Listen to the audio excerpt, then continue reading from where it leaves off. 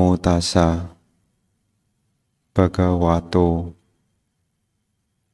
arahato sama sambuddhassa. Namo tassa bhagavato arahato sama sambuddhassa. Namo tassa bhagavato arahato sama sambuddhassa.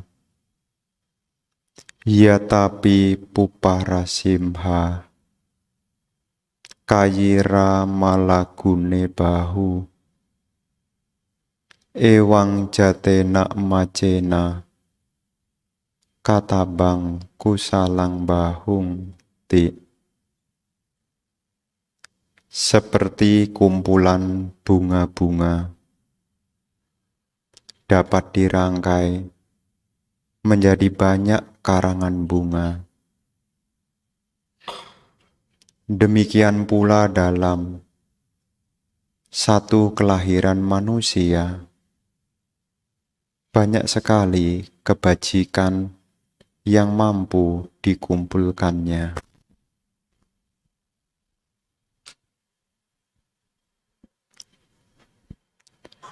Bhikkhu Sangga yang termuliakan,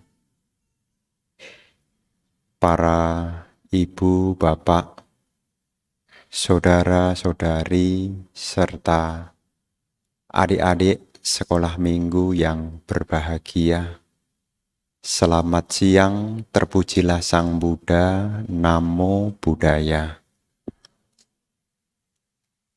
Siang hari ini, adik-adik sekalian berkumpul di Dhammasala Pusdiklat Buddhis Sikadama Santibumi dalam satu kegiatan kebajikan, yakni Sanggadana di masa Katina. Dan tentu adik-adik sekalian bersama dengan orang tua melakukan kebajikan untuk mendukung Bhikkhu Sangga. Karena keberadaan Bhikkhu Sangga bisa bertahan, tentu karena ada dukungan dari para umat Buddha. Demikian pula jika para umat Buddha mendukung Bhikkhu Sangga, maka ajaran Sang Buddha ini bisa terus lestari sepanjang masa. Para ibu, bapak, saudara-saudari sekalian, Sanggadana di masa Katina ini dilakukan oleh umat Buddha untuk mendukung Bhikkhu Sangga. Setelah para Bhikkhu Sangga menyelesaikan masa wasa selama 3 bulan. 1 bulan setelah masa wasa dikenal dengan masa Katina, di mana para umat Buddha dengan keyakinan mendukung Bhikkhu Sangga. Para bapak dan ibu serta adik-adik sekalian, melakukan Sanggadana di masa Katina ini merupakan salah satu cara untuk membuat jasa kebajikan. Selain Sanggadana itu untuk mendukung Sangga, Sanggadana ini juga bagian dari praktek Dhamma. Dan praktek Dhamma ini tentu demi manfaat diri sendiri. Mengingat kita semua ini masih punya cita-cita, masih punya sebuah angan-angan, masih punya sebuah doa-doa harapan. Dan di dalam keyakinan kita umat Buddha, harapan bisa menjadi kenyataan selain ada usaha tentu harus punya dukungan kebajikan. Jadi selain berusaha, juga punya dukungan kebajikan. Di dalam Dhamma, adik-adik sekalian, ada istilah, yakni punya kiryawatu, yang disebut dengan perbuatan berjasa. Disebut sebagai ladang kebajikan. Punya kiryawatu ini berhubungan dengan kondisi-kondisi yang bisa mewujudkan apa yang seseorang harapkan. Namanya punya kirya. Ada 3 macam, yakni punya kirya. Yang pertama adalah dana maya. Dana maya itu adalah kebajikan yang diperoleh melalui praktek berdana. Namanya dana maya. Apa pahala yang didapat kalau seseorang itu mempraktekkan dana maya? Pahala yang didapat adalah kesejahteraan. Maka dari itu, kita punya keyakinan apa yang seseorang tanam itulah yang akan dipetik. Kalau orang memberi kesejahteraan, maka buahnya adalah kesejahteraan. Kalau seseorang itu memberi kesehatan, maka buahnya adalah kesehatan. Kalau seseorang itu memberi kekuatan, maka seseorang akan memperoleh kekuatan. Namanya disebut dengan dana maya. Dan umat Buddha ya sudah lakukan. Dana maya ini sudah dilakukan. Ya seperti apa yang dahulu-dahulu tidak hanya di masa Sanggadana saja. Para umat Buddha sudah mengerti dengan baik tentang praktek berdana. Dan hari ini diingatkan kembali. Karena kita punya ingin, masih punya harapan, dan harapan itu harus didukung dengan kebajikan. Selain ada usaha. Kebajikan itu yang pertama adalah dana maya. Yang kedua, selain dana, yang kedua adalah sila maya. Sila maya adalah kebajikan yang muncul dari praktek sila. Sila itu adalah perilaku yang baik. Jadi adik-adik supaya menjadi orang sukses, menjadi orang berhasil, ya, selain punya kebajikan dari berdana, yang kedua adalah punya kebajikan dari punya kebiasaan perilaku yang baik. Karena perilaku yang baik itu juga bagian dari kebajikan. Maka siapapun yang berperilaku yang baik, buah yang terdekatnya adalah dia tidak mungkin muncul penyesalan. Jadi kalau seseorang perilakunya baik, ya tidak akan nyesel.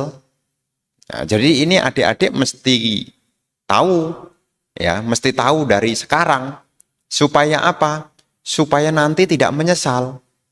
Karena kalau punya perilaku yang baik, tidak mungkin timbul penyesalan. Ya, dalam hal ini kalau umat Buddha ya punya 5 sila. Pancasila. Berusaha untuk tidak membunuh, berusaha untuk tidak mencuri, berusaha untuk tidak asusila, berusaha untuk tidak berbohong, berusaha untuk tidak minum minuman keras. Kalau 5 hal ini dijalankan, tidak melanggar sila, maka tidak akan muncul penyesalan. Karena ini adalah salah satu, ya, kalau dalam dunia pendidikan, moral itu berbicara tentang kejujuran. Makanya di sekolah itu adik-adik diajarkan, selain diajarkan tentang ilmu-ilmu juga diajarkan tentang kejujuran. Makanya di sekolah adik-adik tidak boleh nyontek. Ya, tidak boleh mencontek ya. Tidak boleh ngintip punya temennya dikerjakan. Ya, jadi tidak boleh mengerjakan dengan cara yang keliru. Untuk apa? Untuk melatih punya kejujuran. Makanya pendidikan itu selain membuat orang pinter, pendidikan itu supaya menjadi orang yang jujur. Karena dikatakan bahwasanya kalau seseorang sudah berani berbohong, ada kemungkinan besar keburukan-keburukan yang lainnya akan dilakukan. Jadi sila itu menjadi kebajikan juga. Nah, yang ketiga, selain sila, yang ketiga adalah bawana maya. Kebajikan dari pengembangan batin. Bawana itu adalah pengembangan batin. Pengembangan batin itu selain latihan ketenangan batin yang disebut dengan samadhi, ya, bawana itu juga belajar. Karena kalau kita belajar, batin menjadi berkembang. Makanya Bante berpesan kepada adik-adik sekalian untuk apa? Untuk rajin belajar. Mungkin kalau meditasi masih susah ya. Ya, kalau meditasi mungkin masih susah. Nah, diajarin meditasi sebentar, diajarkan tutup mata, enggak tahan. Diajarkan duduk sebentar, mungkin belum tahan. Ya, tapi belajar itu tetap dilakukan. Nanti dengan ibu bapak, nanti bapak ibu nanti ngajari meditasi. Supaya apa? Cerdas tidak hanya cerdas secara intelektual, tetapi juga punya kecerdasan emosional. Karena meditasi itu berbicara tentang diri sendiri, membuat orang tahu bagaimana menempatkan diri. Jadi bisa punya kepekaan sosial. Nanti ibu bapak, nanti anak-anaknya ditemani meditasi, ya, meditasi cinta kasih. Ya, supaya apa? Supaya punya kepekaan sosial, sehingga apa? Punya kecerdasan di dalam hidup bersosial. Maka yang ketiga ini kebajikan juga, yang disebut bawana. Ya, selain meditasi supaya pikirannya jadi tenang, ya, kebajikan ini juga berupa kita rajin belajar. Makanya kalau orang itu rajin belajar, batinnya menjadi berkembang. Tidak seperti halnya perumpamaan seperti katak dalam tempurung. Apa itu katak dalam tempurung? Ya, katak dalam tempurung itu artinya tidak punya kecerdasan. Tidak tahu dunia luar. Makanya adik-adik sekalian, belajar itu adalah bagian dari kebajikan juga. Ya, kebajikan dalam apa? Disebut bagian dari bawana, mengembangkan batin. Batin seseorang akan berkembang. Jadi tiga hal ini disebut sebagai ladang, tempat untuk membuat kebajikan. Dari dana maya, sila maya, dan bawana maya. Kalau seseorang dalam hidup ada tiga hal ini telah dilakukan, itu seperti halnya seorang perangkai bunga. Perangkai bunga itu bisa menghasilkan sebuah keindahan. Ya, bedanya bunga yang dirangkai dengan bunga yang tidak dirangkai, bedanya adalah kalau yang dirangkai itu jadi indah, kalau dirangkai itu harganya jadi mahal. Seseorang juga hidupnya akan indah, kualitasnya juga akan mahal. Kalau seseorang itu juga punya tiga kualitas ini. Dia punya kemurahan hati, dia punya perilaku yang baik, dan dia menjadi orang yang batinnya berkembang. Ya, seperti perangkai bunga. Ya, perangkai bunga itu dia pandai mahir menempatkan. Kenapa? Ya karena dia punya bekal. Nah, kita-kita yang sekarang jadi manusia ini, ya kita harus membekali diri kita dari berdana, ya, dari menjalankan sila, termasuk juga dari pengembangan batin. Di zaman Sang Buddha diceritakan, ya tadi pagi ini ceritanya sudah saya ceritakan, ini saya ceritakan lagi. Tadi pagi ada Sanggadana di sekolah, saya ceritakan lagi. Ada salah satu, ya, di zaman Sang Buddha itu, ini diperoleh dari mana? Diperoleh salah satunya karena dukungan kebajikan. Ya, yang saya bantai ceritakan ini adalah kekuatan dari kebajikan, yakni berdana. Di zaman Sang Buddha itu, Sang Buddha punya murid yang terkenal. Ya kita tahu murid Sang Buddha itu kalau adik-adik sekolah minggu tahu murid Sang Buddha itu ada Bante Sariputta, ada Bante Moggallana, ada Bante Ananda, ada Bante Siwali, ya, ada Bante Mahakacayana, ya, ada Bante siapa lagi? Bante Kasapa, ada Bante siapa lagi? Wah banyak Bante sampai lupa saya. Ya. Nah di zaman Sang Buddha itu ada, ya, murid dari Sang Buddha, yakni Bante Anuruddha. Ya kita tahu, ya tadi pagi Bante sudah cerita ini di tempat lain. Ini saya ceritakan lagi kepada adik-adik. Di zaman Sang Buddha itu ada murid Sang Buddha, yakni Bante Anuruddha. Ya kita tahu Bante Anuruddha ini punya salah satu kemampuan yang unggul di dalam dibacaku. Apa itu dibacaku? Yakni punya mata kedewaan. Jadi Bante Anuruddha itu, ibu bapak, adik-adik, Bante Anuruddha itu punya kehebatan, yakni salah satunya, ya beliau disebut unggul di dalam mata kedewaan. Dia tahu, ya dia tahu, bisa melihat yang jauh, meskipun itu terhalangi oleh gunung sekalipun bisa ketampak. Termasuk juga yang tidak kelihatan, beliau mampu melihatnya. Makhluk-makhluk yang tidak kelihatan, beliau mampu melihatnya. Karena beliau punya mata kedewaan.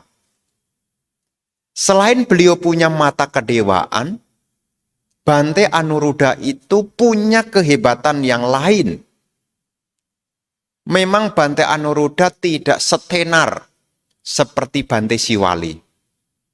Tapi Bante Anuruddha itu punya kelebihan lain, yakni tidak pernah mendengar kata tidak ada.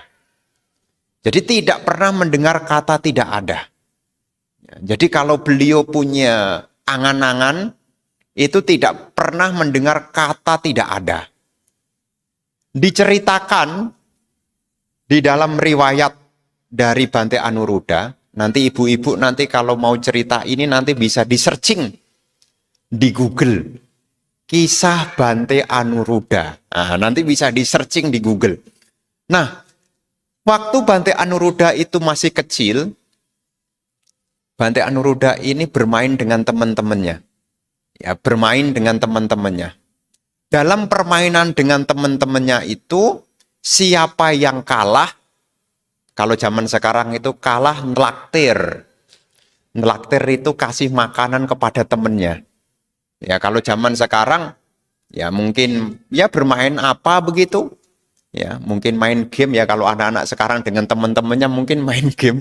Nah, siapa yang kalah dia yang kasih traktir. Bante Anuruddha waktu kecil belum jadi biku, masih kecil, bermain dengan temannya. Permainan siapa yang kalah kasih hadiah. Jadi yang kalah harus kasih hadiah. Hadiahnya adalah makanan. Bante Anuruddha ini waktu kecil beliau ya bermain dengan teman-temannya. Waktu bermain beliaunya kalah. Jadi Ya sama temennya begitu ya, bermain gitu kalah. Yang kalah kasih jajan. Karena beliau ini adalah anak bangsawan, beliau juga punya pelayan. Jadi ketika kalah bermain, dia minta tolong kepada pelayannya. Tolong ambilkan kue yang ada di rumah. Nah, jadi tolong ambilkan kue yang ada di rumah. Di rumah ibunya sedang masak kue. Bikin kue. Bermain kalah. Ambil kuenya. Sama pelayannya diambilkan. Kasih ke temennya. Main lagi. Kalah lagi. Ya. Kalah lagi. Minta tolong pelayannya. Ambil. Ambil kue. Karena setiap kali bermain dalam satu hari itu kalah terus, maka mamanya yang masak kue ini habis. Tapi tetap bermain, kalah, terus pulang. Pelayannya pulang. Nggak ada kue. Yang ada tinggal nampan kosong. Jadi tinggal nampan kosong. Pelayannya datang, nyamperin, ya roda kecil tadi. Tuan, yang ada tinggal nampan kosong. Ya boleh, nampan kosong dibawa aja. Karena dipikir nampan kosong itu adalah nama dari kue. Dia pikir nama kuenya itu adalah nampan kosong. Nah, bilang, pangeran minta dibawakan nampan kosong. Ya udah, nampan kosong itu dibawa. Pelayan bawa nampan kosong. Tapi ada mukjizat ibu bapak. Mukjizatnya apa? Dalam perjalanan, nampan yang kosong itu, namanya para dewa itu ikut bercampur di sana. Para dewa memenuhi nampan kosong itu dengan kue. Jadi dalam agama Buddha itu juga ada mukjizat.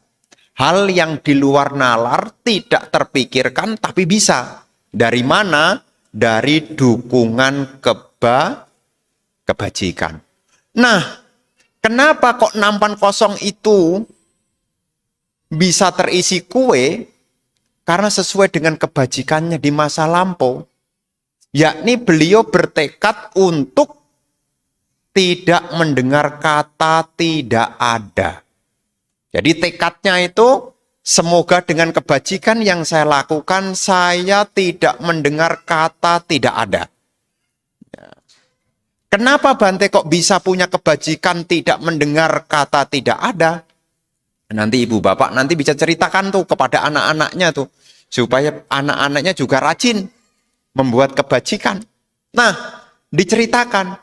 Dahulu kala sebelum beliau menjadi biku Anuruddha di kehidupan zaman Buddha Gotama, di kehidupan sebelumnya, beliau terlahir dalam keluarga Brahmana, tetapi dalam kondisi yang kekurangan.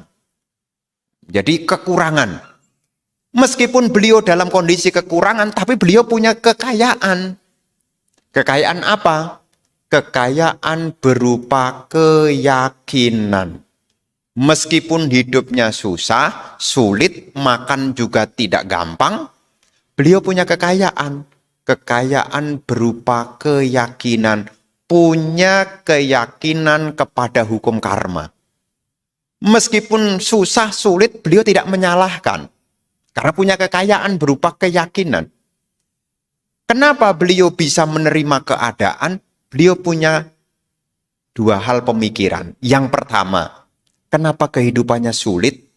Beliau punya pemahaman karena ketika ingin melakukan kebajikan, ya, ketika ingin melakukan kebajikan tidak ada barang yang akan diberikan. Jadi tidak bisa berbuat baik karena tidak ada sesuatu yang bisa diberikan. Makanya hidup sekarang dia mengalami kesulitan. Karena dulu terhalang tidak ada yang diberikan. Yang kedua, giliran ada yang diberikan, tetapi tidak ada yang menerima kebajikannya. Jadi yang pertama itu mau berdana, tidak ada yang didanakan. Giliran ada yang didanakan, tidak ada yang menerima. Itulah sebabnya beliau menyadari kenapa kehidupannya mengalami berbagai rintangan kesulitan. Nah, Brahmana ini suatu ketika bertemu dengan seorang Paceka Buddha yang bernama Paceka Buddha Uparita. Nah, di kesempatan yang baik itu dengan bekal keyakinan, beliau bertanya, apakah Bante hari ini sudah menerima dana makanan?